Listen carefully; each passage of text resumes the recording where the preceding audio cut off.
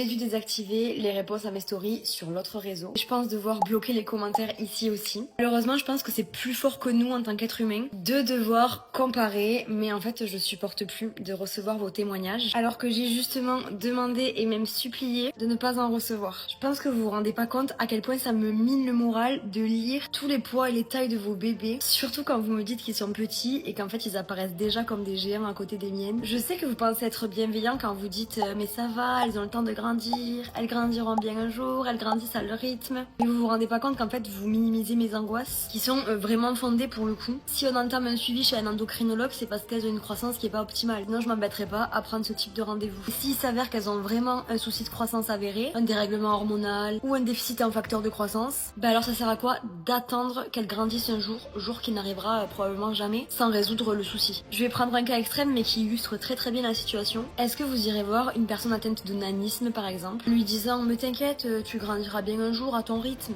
Bah non. Cette phrase aussi. Tout ce qui est petit est mignon. Tant qu'elles sont en bonne santé, c'est tout ce qui compte. Mais justement, les filles, là, on n'est pas en train de parler juste d'une question d'esthétique. C'est pas juste leur taille qui me préoccupe. Là, on parle de quelque chose qui est médical. Si on va à ce rendez-vous, c'est justement pour être sûr qu'elles soient en bonne santé. Parce qu'un problème de croissance, c'est pas non plus anodin. Ça peut affecter aussi toute leur puberté, leur fertilité quand elles seront en âge de concevoir, des soucis de thyroïde, etc. Et c'est aussi ça, être en bonne santé. C'est grandir correctement. Et alors, un dernier commentaire que j'ai trouvé hallucinant qui est revenu plusieurs fois. Bah ça va, c'est pas grave, c'est des filles. C'est mignon si elles restent petites. Mais quoi?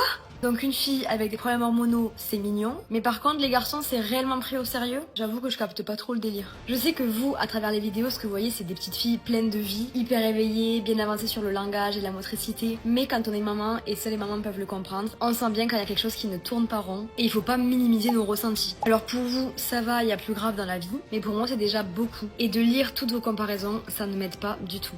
Bisous.